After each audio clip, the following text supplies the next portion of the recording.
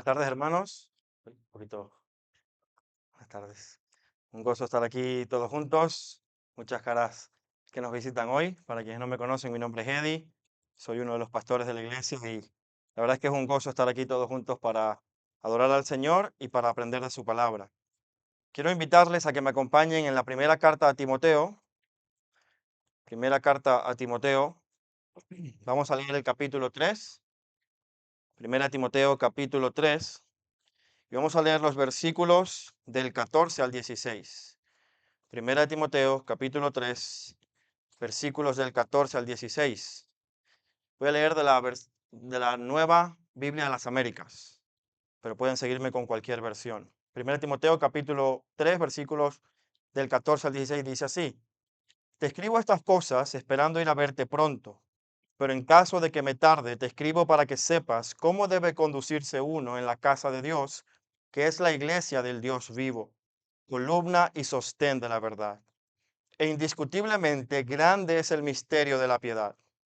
Él fue manifestado en la carne, vindicado en el Espíritu, contemplado por los ángeles, proclamado entre las naciones, creído en el mundo y recibido arriba en gloria. Vamos a orar.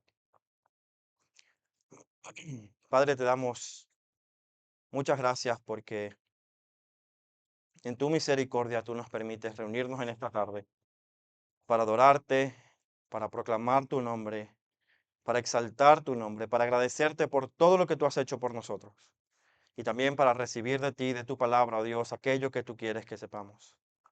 Quiero rogarte, oh Dios, por tu iglesia, por mi propia vida, para que tú nos edifiques en esta tarde con tu palabra, que sea tu Santo Espíritu el que esté hablando por medio de este siervo, pero que lo haga, Señor, con el único propósito de exaltar tu nombre y edificar tu iglesia. Necesitamos escuchar de ti, oh Dios, necesitamos tu palabra y necesitamos que nos hables. Te pido que seas tú trayendo todo aquello que quieras provocar en las mentes y corazones de tu pueblo, que sea tu palabra la que haga efecto. Mi Dios, y quita cualquier opinión mía o cualquier idea propia que no se ajuste a tu palabra en mí. Quita todo aquello, Dios, que vaya a decir que no sea conforme a tu palabra, porque lo único que necesitamos es lo que tú has dicho, Dios, no la opinión de otro hombre. Así que sé tú exaltado en esta tarde, en Cristo Jesús. Amén y amén. Uno de los elementos más básicos en la arquitectura es la estructura de un edificio. Esta es la parte fundamental que no solamente da forma y diseño a los edificios, sino que evita que todo el edificio colapse. Es la parte que mantiene en pie toda casa, edificio, oficina, toda estructura sirve para soportar el peso y distribuir el peso de una forma correcta, evitando así que el edificio colapse. De hecho, en muchos países se han desarrollado tecnologías para crear estructuras antisísmicas, es decir, estructuras que soportan o resisten todos los movimientos telúricos de gran intensidad. Y todo esto, amados hermanos, es porque sin una buena estructura, cualquier edificación va a colapsar. Sin una buena estructura, cualquier edificio se derrumba. De hecho, una de las cosas no tan divertidas que descubrimos del nuevo local de la iglesia que está en Reformas es que el suelo no tenía una buena estructura y que con cualquier golpe probablemente se podía venir abajo el suelo.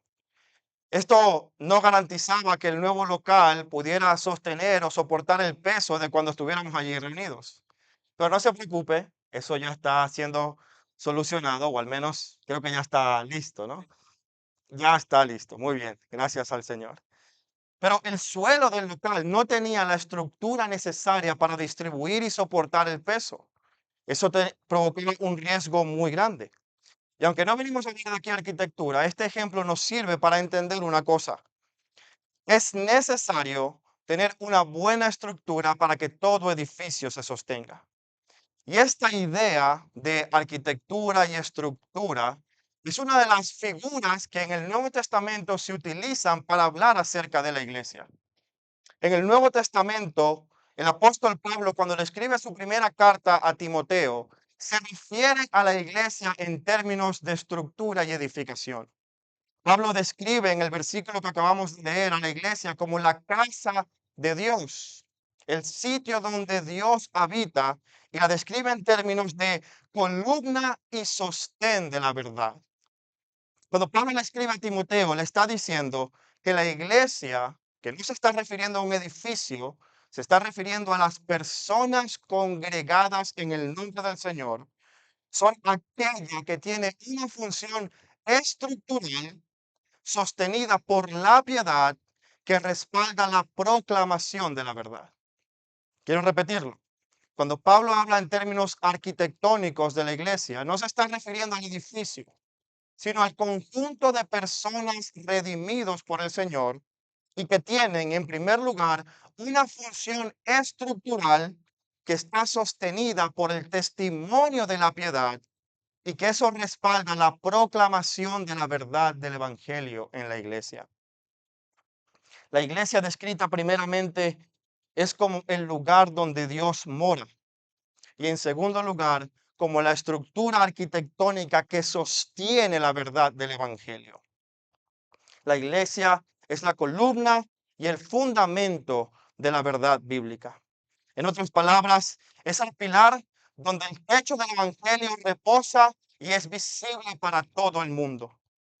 Así que he titulado este sermón La iglesia, su función, su carácter y su mensaje.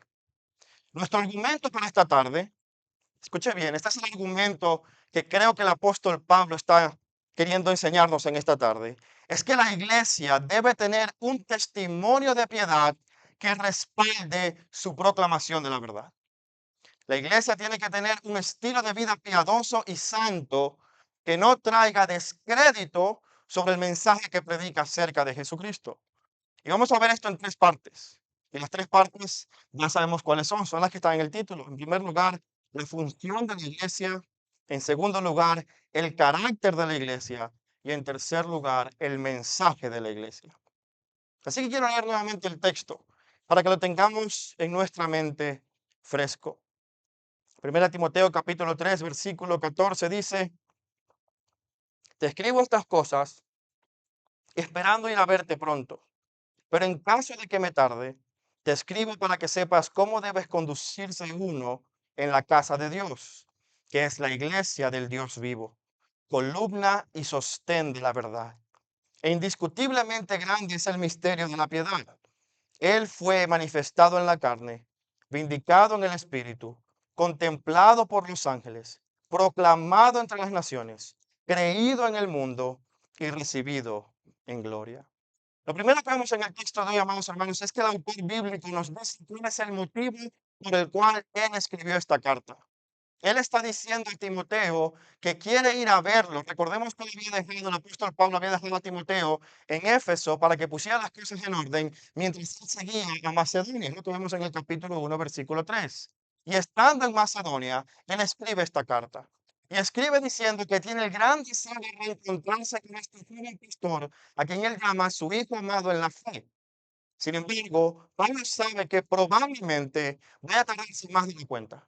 Probablemente no va a llegar tan pronto como quisiera a reunirse con el joven pastor Timoteo. Y por eso le dice, te escribo esperando verte pronto, pero en caso de que me tarde, es decir, probablemente me voy a tardar más de lo que quisiera, te escribo para que sepas estas cosas.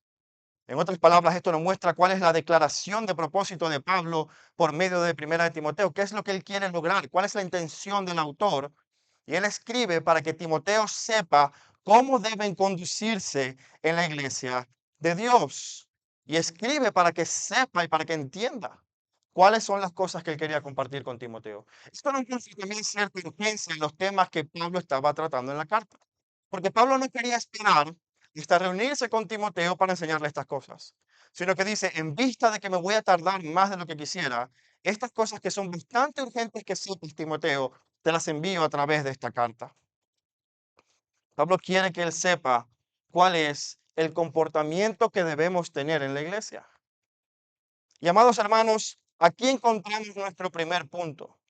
Encontramos cuál es la función de la iglesia. Y lo primero que debemos ver es que el versículo 15, cuando Pablo habla acerca de la casa de Dios no se está refiriendo a un edificio, no se está refiriendo a un lugar o a un santuario. Se está refiriendo a la iglesia. La iglesia, amados hermanos, somos todos los que hemos sido redimidos por el Señor Jesucristo. Comúnmente solemos pensar que los creyentes venimos a la casa de Dios. Pero amado hermano, si eres creyente, tú eres la casa de Dios. Nosotros somos la morada de Dios. Él habita en nuestros corazones por medio de su Santo Espíritu. Nosotros no venimos a la iglesia, nosotros nos reunimos como iglesia. Es muy diferente esa perspectiva porque quita la vista de un espacio físico y la pone en el pueblo de Dios, que es el énfasis que la Biblia nos da. De hecho, el mismo Pablo habla de esto en el libro de Hechos. Cuando Pablo está predicando a los atenienses, en Hechos capítulo 17, versículo 24, les dice lo siguiente: el Dios que hizo el mundo y todo lo que en él hay, puesto que Él es el Señor del cielo y de la tierra, no mora en templos hechos por manos de hombres. Pablo está diciendo, Dios es el creador de todo. Dios es el dueño del universo. Él no mora en un templo que los seres humanos puedan hacer. En Primera de Corintios capítulo 6, versículo 19, dice lo siguiente: ¿o no saben que su cuerpo es el templo del Espíritu Santo que está en ustedes, el cual tienen de Dios, y que ustedes no se pertenecen a sí mismos? El apóstol Pedro en su primera carta, en el capítulo 2, versículo 5, hablando a la iglesia, le dice, también ustedes, como piedras vivas, sean edificados como casa espiritual para un sacerdocio santo, a fin de ofrecer sacrificios espirituales aceptables a Dios por medio de Jesucristo. Todos estos pasajes, amados hermanos, lo que nos muestran es que cuando Pablo está diciendo la casa de Dios, no se está refiriendo a una edificación. Y escuche algo, nosotros estamos muy agradecidos con el Señor porque nos ha permitido comprar un nuevo local para la iglesia. Pero escuche bien, es un nuevo local para la iglesia. Ese local no es la nueva iglesia, no es la iglesia. Y muchos podrán pensar que la iglesia está siendo edificada porque estamos haciendo reformas en el local. Pero si algo tenemos claro los pastores de Vida Nueva, amados hermanos, es que la iglesia somos nosotros cuando estamos reunidos en nombre del Señor para adorar su nombre, exaltarlo a Él y escuchar su palabra. Las reformas que podamos hacer en un local son necesarias, son buenas, pero no son la iglesia. La iglesia del Señor Jesucristo somos todos aquellos que hemos nacido de nuevo y que nos hemos redimido. Amado hermano, cuando el Señor te salvó, Él no te salvó para que te convirtieras a una religión. Te salvó para que te convirtieras en su morada, para que Él comenzara a habitar contigo como parte de su pueblo. Y esta es una verdad bíblica que vemos en toda la escritura. Desde el libro de Génesis, cuando Dios creó el Edén y puso al ser humano, puso un lugar donde iba a habitar con su pueblo. En el libro de Éxodo, cuando creó el tabernáculo y le dijo a Moisés, tienes que hacer el tabernáculo, hizo un lugar donde iba a habitar con su pueblo. En la época de los reyes tenemos el templo cuando Salomón lo construyó, un lugar donde Dios iba a habitar con su pueblo. Pero ¿sabes qué? Todas esas cosas eran figura y sombra de lo que Dios estaba haciendo. Porque Dios no estaba buscando un lugar físico donde habitar, sino un pueblo con quien habitar. Y eso es lo que ha hecho ahora en la iglesia. Tú y yo somos la casa de Dios. Así que Pablo no se está refiriendo a un edificio, se está refiriendo a un pueblo en quien Dios mora y habita. Dios habita con su pueblo. Cuando el Señor nos redimió, nos reconcilió con todas las cosas para hacer de nosotros su templo. Yo quiero que por un momento pienses en esa verdad. Yo creo que por un momento pienses y reflexiones sobre el hecho de que el creador de los cielos y la tierra se pudo haber hecho un palacio como ningún otro con su puro hablar. Pero lo que él ha hecho es redimir a un pueblo pecaminoso y venir a corazones corrompidos por el pecado y habitar con nosotros por su pura misericordia para limpiarnos de toda nuestra maldad. Yo no sé si esa verdad ha entrado profundamente en nuestro ser, pero eso es lo que describe la Escritura. Nosotros somos la casa de Dios. Un autor cristiano ya fallecido, Robert Boyd Munger, escribió un pequeño librito que se llama Mi corazón, el hogar de Cristo. Y amado hermano, yo te animo a que lo leas. Si lo quieres, luego te lo puedo compartir en PDF. Pero es un libro que describe de una manera intuitiva cuál es la experiencia de todo cliente cuando Jesús comienza a morar en el corazón de esa persona. Y Robert comienza a describir cómo el Señor empieza a pasearse por cada habitación de su corazón, primero pasando por el estudio que representa su mente y sus pensamientos y que controla todo su ser, luego pasando por cada habitación hasta que lleguen al comedor. Y quisiera leerte solamente esta parte de ese librito. Llegaron al comedor que representa todos los apetitos y deseos del ser humano, aquello que quiere. Y llegando a ese comedor, dice Robert, él se sentó a la mesa conmigo y preguntó, ¿qué tenemos para cenar? Bueno, le dije, mis platillos favoritos. Tenemos huesos secos, tuzas de maíz, basura agria, puerros, cebolla, aves directas de Egipto. Estas son todas las cosas que me degustaba en la feria del mundo. Robert hacía referencia al dinero, los placeres y todas aquellas cosas que ahora eran asquerosas. Cuando la comida fue puesta delante, mi señor no dijo nada, pero observé que él no comió y le dije, maestro, ¿no te gusta esta comida? ¿Cuál es el problema? Y él me contestó, yo tengo una comida que tú aún no conoces. Si quieres comida que realmente satisface, busca la voluntad del Padre y no tus propios placeres ni tus deseos. No busques tu propia satisfacción, sino busca agradarme. Solo esta comida te satisfará. Allí en la mesa me dio a probar del gozo de hacer la voluntad de Dios. ¡Qué sabor!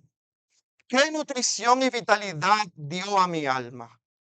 No hay nada parecido en todo el mundo. Solo ello satisface.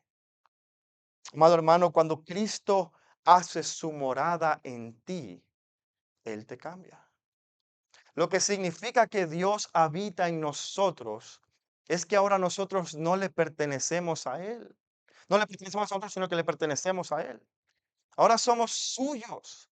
Y todos los apetitos que antes teníamos para satisfacer nuestra propia carne, ahora son como un ajo directo de Egipto, como una cebolla agria y amarga a nuestra alma. Solo hacer la voluntad de Dios satisface. Esta historia me encanta porque me recuerda la gran diferencia que hay entre todas las religiones del mundo y el cristianismo bíblico. Mira, en todas las religiones del mundo, el ser humano tiene que ir a un templo hecho por hombres a ver imágenes muertas y sin vida para adorarlas. Pero en el cristianismo bíblico, el Dios vivo, el Dios inmortal, el creador de todas las cosas, vino a este mundo para hacer de ti y de mí un pecador su morada. Hay una gran diferencia entre el cristianismo y el resto de las religiones. La iglesia es la casa de Dios. Y al ser la casa de Dios, tiene una función muy especial. Tiene la función de ser columna y sostén de la verdad. Tiene, como hemos dicho al principio, una función arquitectónica refiriéndose no al edificio, sino a las personas. Un- una estructura espiritual compuesta por todos los creyentes que ahora tienen la función de sostener la verdad bien en alto. Ahora, hay algunos autores que comentan que esta frase en el Nuevo Testamento puede ser un poco confusa, porque en otras partes de la Escritura vemos que lo que sostiene a la iglesia es la verdad. De hecho, cuando el Señor Jesús en Mateo 16, 18 habló con sus discípulos, le dijo lo siguiente: yo te digo que tú eres Pedro y sobre esta roca edificaré mi iglesia. En otras palabras, la verdad es el fundamento y sostén de la iglesia. Y pareciera ser contradictorio que Pablo está diciendo que la iglesia es el fundamento o sostén de la verdad. No, hermanos, lejos de crear confusión, creo que lo que Pablo está haciendo es provocando nuestro pensamiento para que reconozcamos que nosotros tenemos la función de cuidar, proteger y mostrar la verdad a un mundo incrédulo. La iglesia debe sostener la verdad en alto para que el mundo que no conoce la verdad pueda verlo. Tiene la función de proteger y guardar esa verdad sobre la que ella misma se fundamenta. No puede haber la verdad sola sin una iglesia que la predique, la viva y la muestre. Y esto nos lleva a nuestro segundo punto, el carácter de la iglesia. Porque la iglesia como casa de Dios, como columna y sostén de la verdad, debe vivir de una manera que no traiga descrédito sobre esa verdad.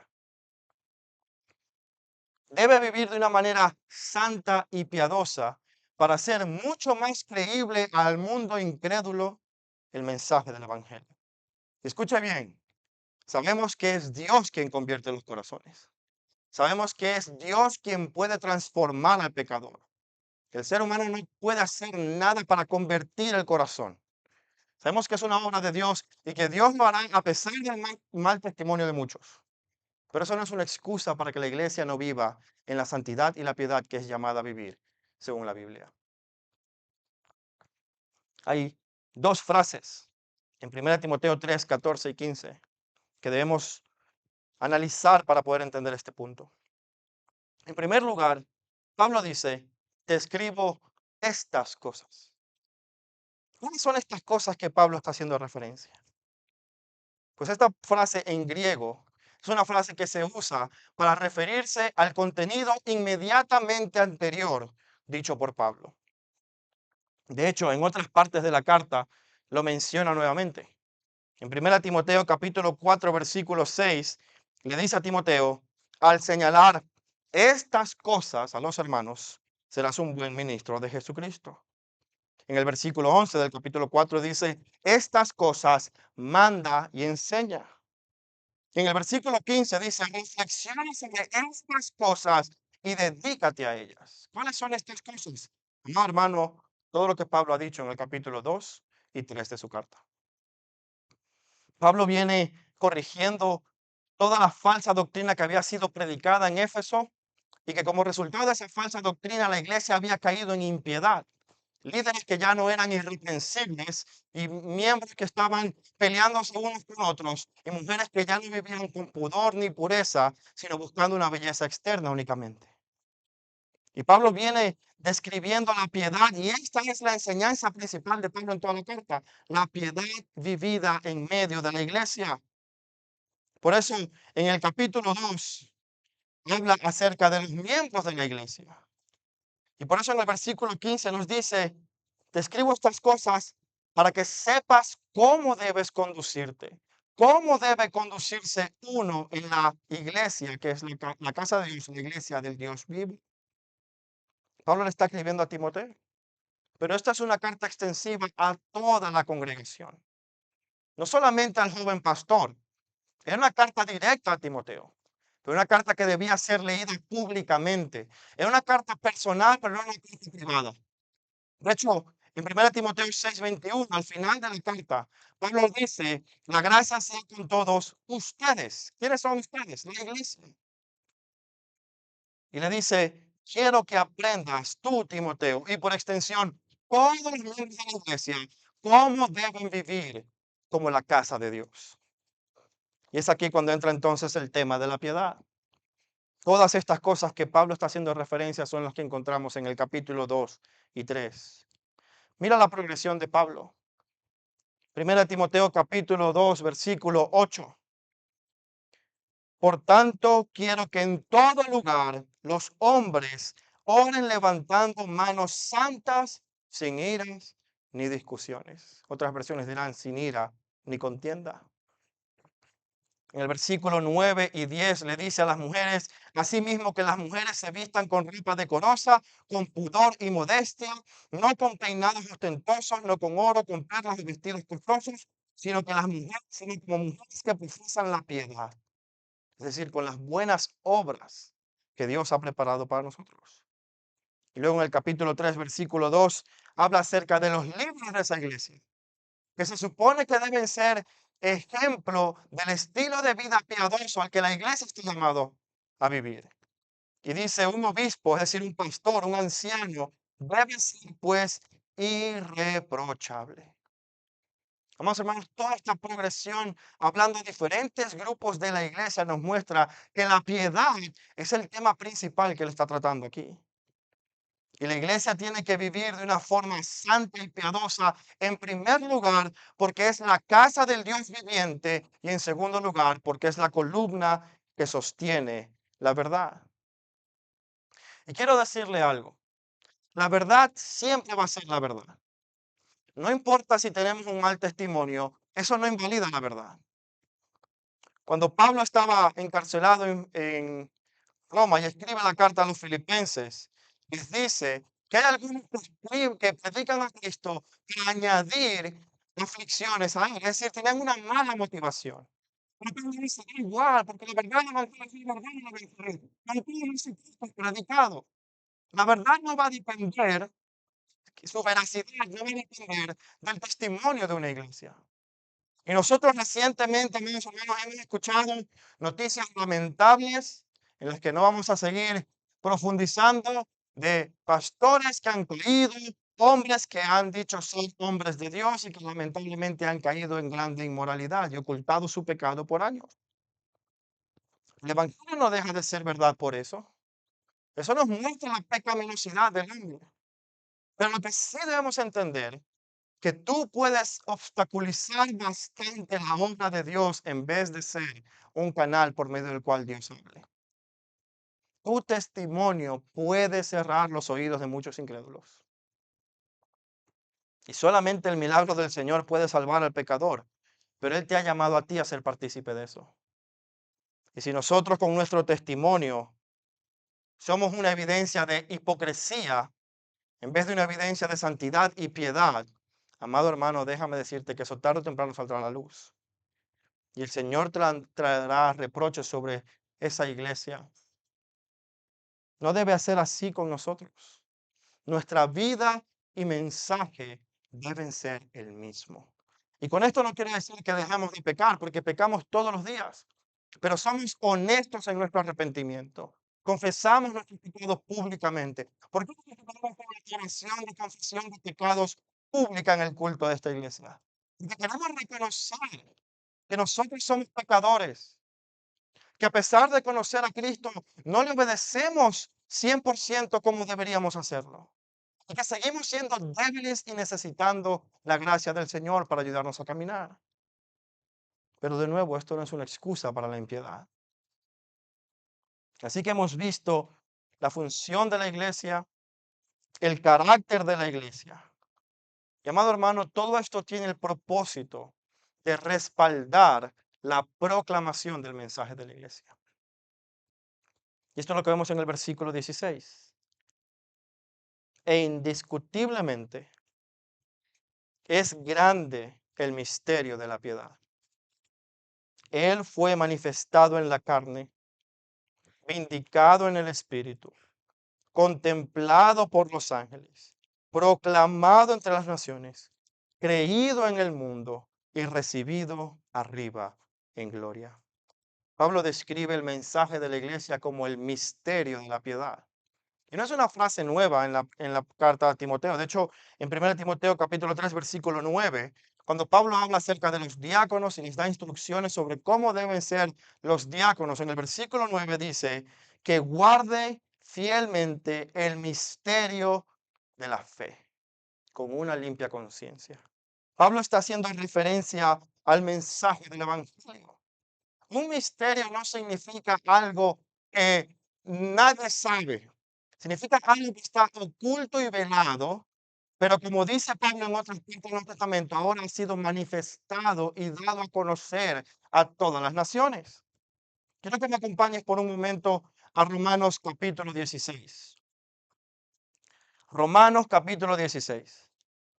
Y vamos a leer los versículos del 25 al 27. Romanos 16, versículos del 25 al 27.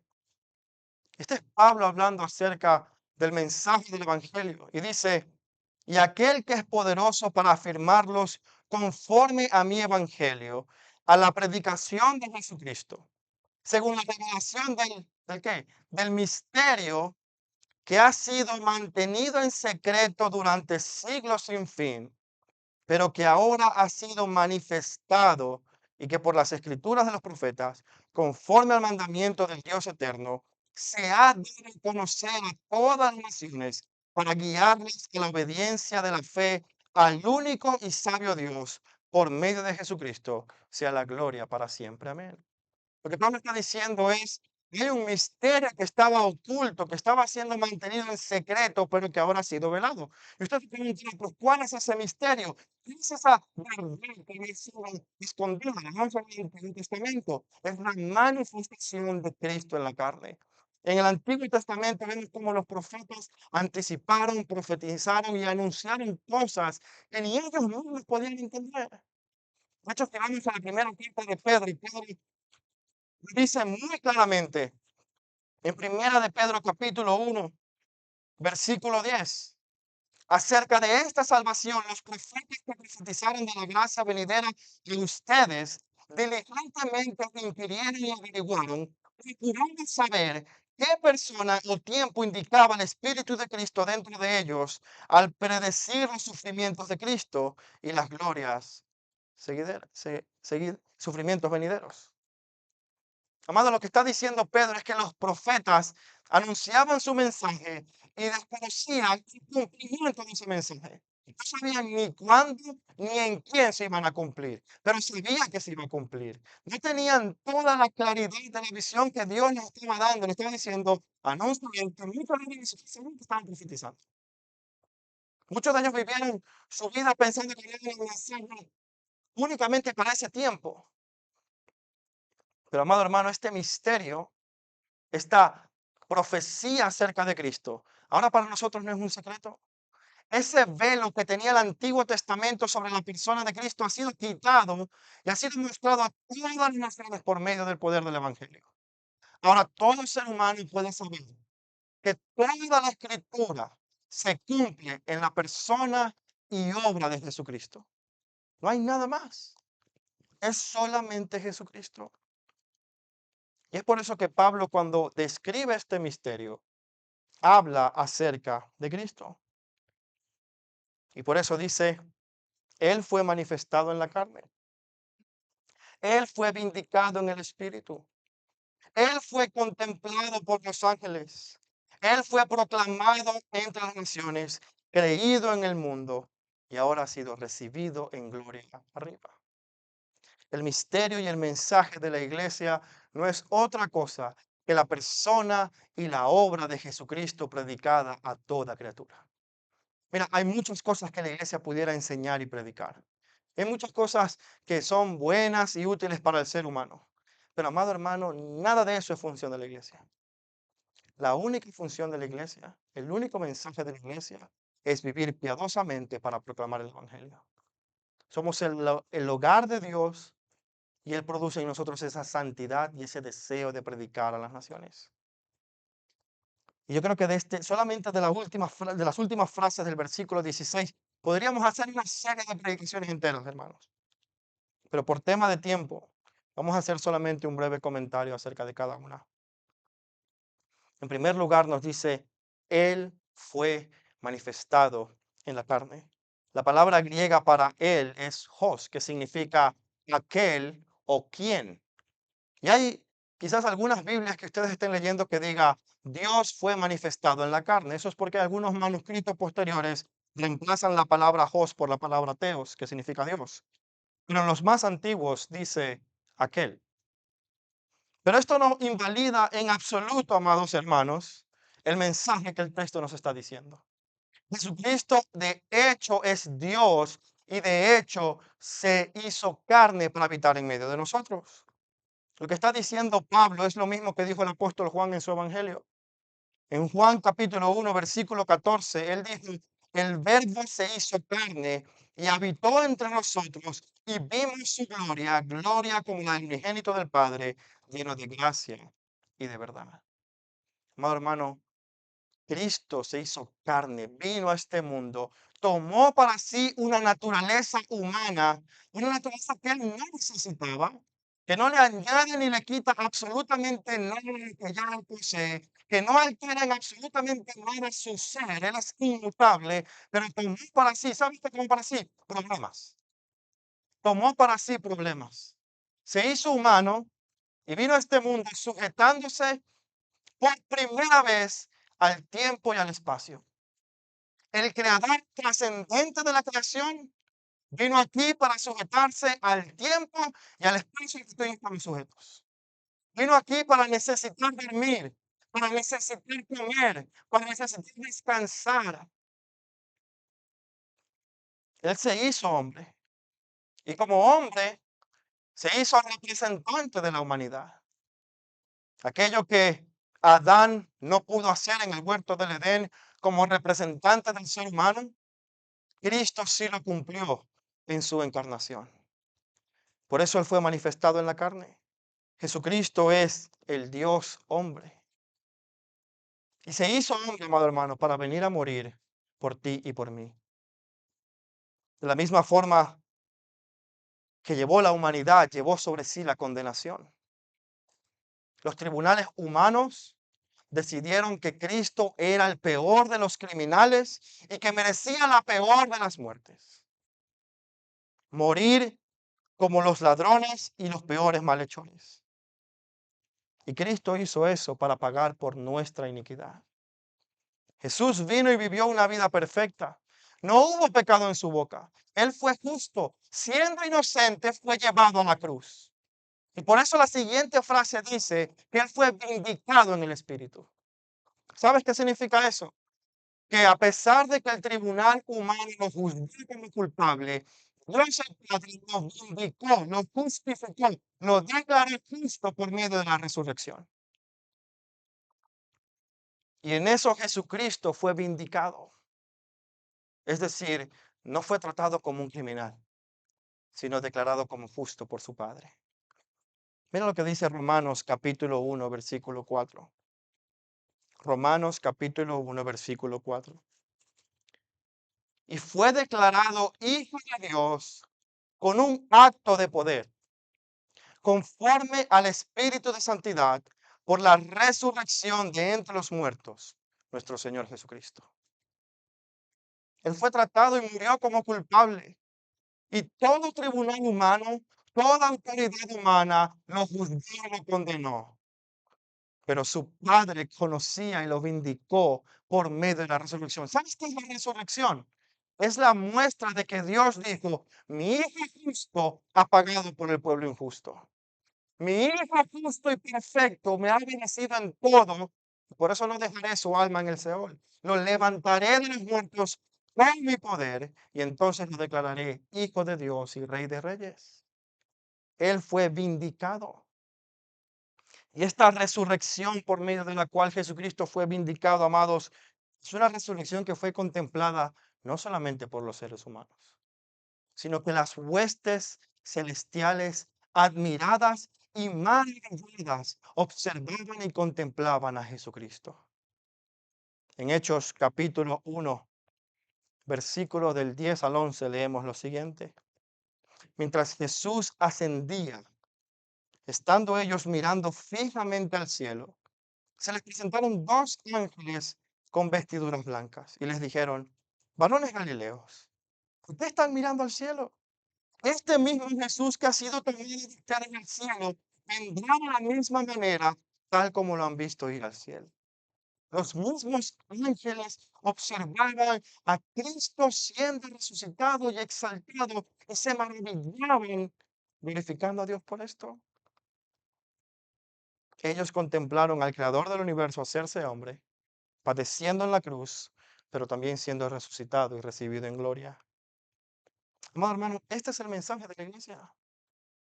Este es el mensaje que nosotros predicamos y lo predicamos a toda criatura. Por eso la siguiente frase dice que Él ha sido proclamado entre las naciones. En Mateo 28, 19, cuando el Señor ya resucitado se le aparece a sus discípulos, les dice: vayan pues y hagan discípulos de todas las naciones. Bautícenlos en el nombre del Padre, del Hijo y del Espíritu Santo.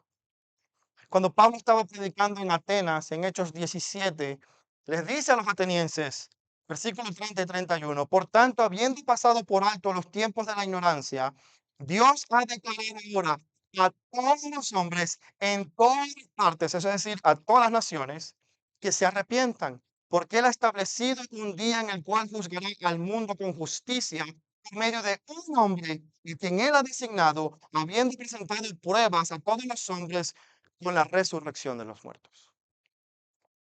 Cristo es predicado al mundo como aquel que se encarnó, murió y resucitó para pagar por nuestros pecados. Eso es lo que dice el apóstol Pablo en Colosenses capítulo 1. A este Cristo nosotros anunciamos, exhortando y amonestando a todo hombre a fin de presentar a todo hombre perfecto en Cristo Jesús. Cristo es nuestra predicación. Cristo es nuestro mensaje. Nada más. Hay muchas otras cosas que tú necesitas saber para esta vida, sí.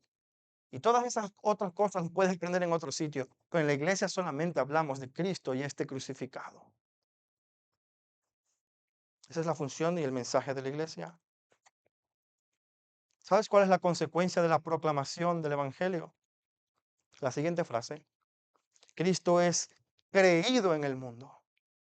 Como consecuencia de la proclamación del Evangelio, el Espíritu Santo de Dios usa su palabra para convertir los corazones de los inconversos, de los ídolos, para servir al Dios viviente. Cuando uno predica el Evangelio, Dios obra de una manera poderosa para dar fe y esperanza a aquel pecador que solo conoce la muerte y la maldad. Y esto es verdad aún hoy en nuestros días. Personas de toda lengua y nación, personas de distintos contextos, en todas las edades de la historia de la humanidad, han creído y depositado su esperanza en la persona y obra de Jesucristo. En Colosenses capítulo 1, versículo 6, Pablo, hablando del poder del Evangelio, dice que el Evangelio ha llegado a ustedes, es decir, a la iglesia en Colosas, así como en todo el mundo está dando frutos constantemente y creciendo. Y esa es una realidad.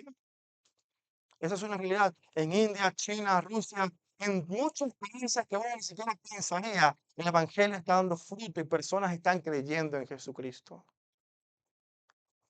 Y finalmente, amado hermano, Cristo, que fue encarnado, crucificado, resucitado, contemplado, proclamado y creído, también ha sido exaltado en gloria a la diestra del Padre.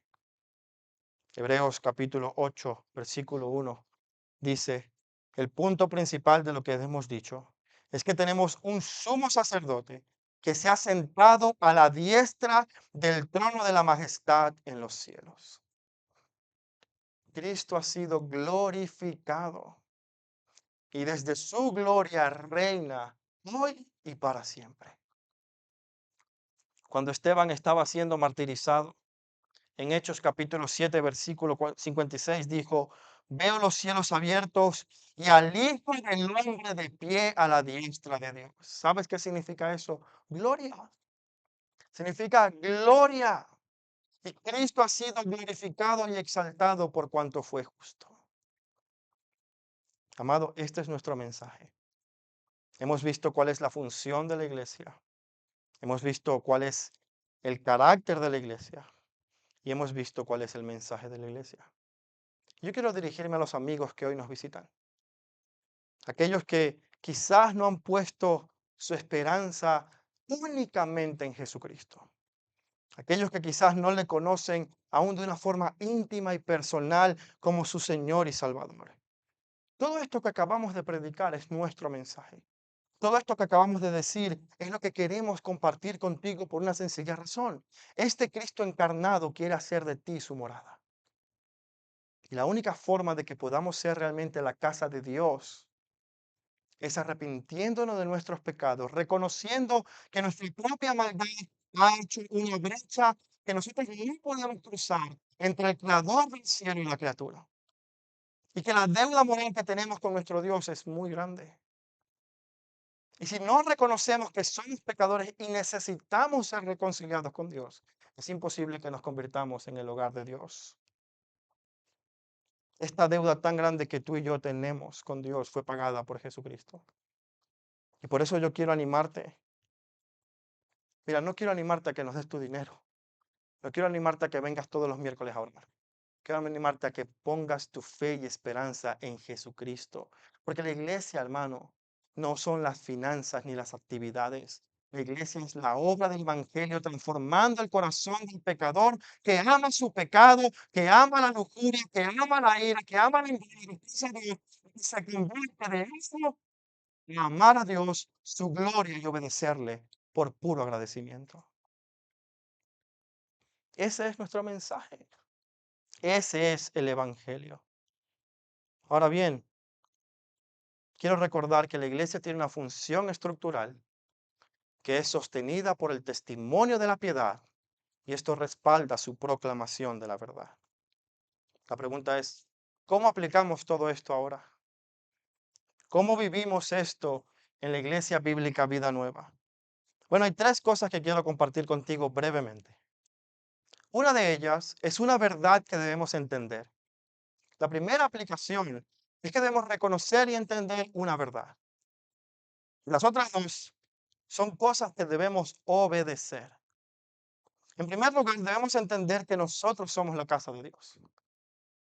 Y amado hermano, si no vives con esa conciencia, si no vives entendiendo que Dios mora en ti, entonces muy pocas veces vas a tener una victoria sobre el pecado.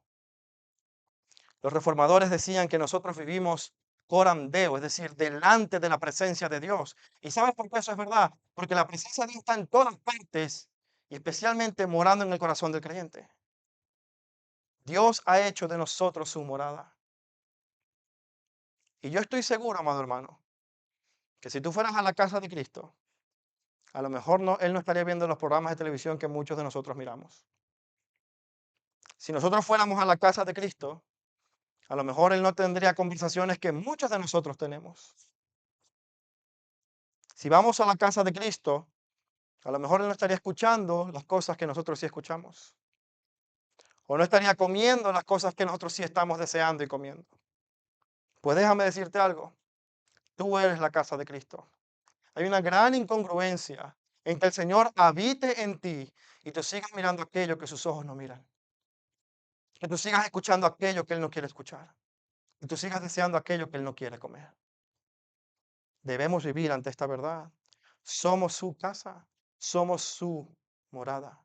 Por eso Pedro dice que nosotros somos real sacerdocio, una nación santa para Él.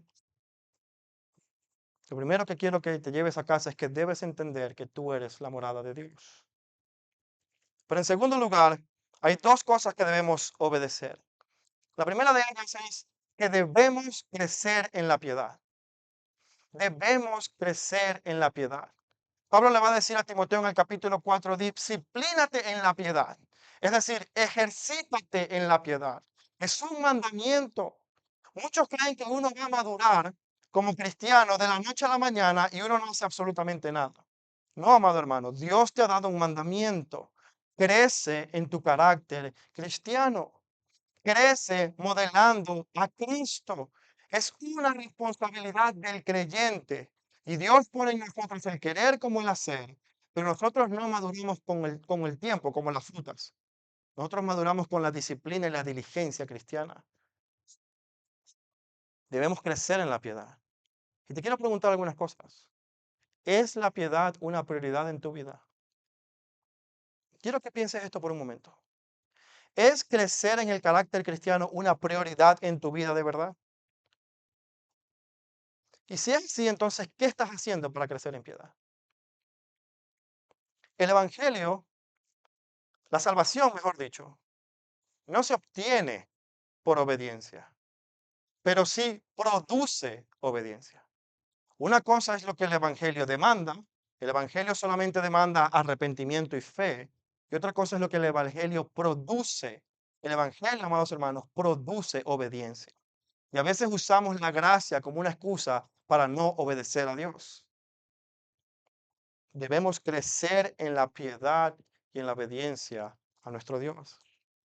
Y finalmente, proclama la verdad.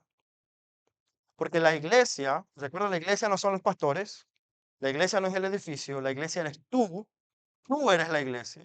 Es la columna y sostén de la verdad. Eso quiere decir que nosotros somos los encargados de proclamar la verdad a un mundo que no conoce la verdad. Y si esto es así, yo debo animarte, amado, a que prediques el evangelio al que no conocen al Señor. Porque yo creo que muchos de nosotros llegaremos a la eternidad y el Señor nos dirá, ¿y qué hiciste para compartir mi evangelio con tus familiares, con tus vecinos, con tus compañeros de trabajo, con tus hijos? ¿Qué hiciste? Yo te mandé, te empoderé con mi Espíritu Santo, pero tú mantuviste tu boca cerrada. Quiero preguntarte otra cosa. A lo mejor no predicamos porque no tenemos un buen testimonio delante de otros. Y nos da vergüenza que como no vivimos en la piedad, entonces mejor no decir que soy cristiano. Pero esa es nuestra responsabilidad. Ese es nuestro mensaje. Somos la casa de Dios, creciendo en piedad y proclamando la verdad. Amado, yo quiero que el Señor nos ayude a ser una iglesia que verdaderamente viva con un testimonio de la piedad. Que realmente haya un testimonio de santidad en medio de nosotros. Y que ninguno de nosotros toleremos el pecado en nuestra propia vida, ni en la de nuestros pastores, ni en la de nuestros miembros. Sino que lo confesemos y vengamos al arrepentimiento. Porque de lo contrario, amado, nuestro carácter y nuestro mensaje caerán en descrédito. Y eso no es lo que el Señor quiere para su morada. Amén. Vamos a orar. Amado Padre, te damos muchas gracias. Porque tú en tu infinita misericordia has dispuesto a tu iglesia como esa casa tuya, imperfecta, oh Dios, pero que tú estás perfeccionando. Una casa tuya, oh Dios, que sigue luchando en contra del pecado, pero que tú estás santificando. Y has dispuesto a la iglesia como aquella que debe proclamar y sostener la verdad a un mundo incrédulo. Y yo te quiero pedir, Señor, que infundas tu temor primeramente en mi vida y en la de Peter como pastores. Que nos llenes de un temor reverente, que nos lleven a vivir en santidad delante de ti cada día. Mi Dios, pero que esa santidad no se quede únicamente en nuestra vida privada, sino que sea proclamada por en medio de tu evangelio a toda criatura. Que podamos dar a conocer las bondades de Cristo Jesús a un mundo tan necesitado. Mi Dios, porque queremos ver tu gloria, queremos ver tu poder salvando a los pecadores y convirtiéndolos de una forma milagrosa de la adoración a los ídolos a la adoración al único Dios verdadero que eres tú. Queremos exaltarte por eso. Así que sé tú glorificado en medio de tu iglesia y ayúdanos a cumplir la tarea y la misión que tú nos has encomendado. En Cristo Jesús. Amén y amén.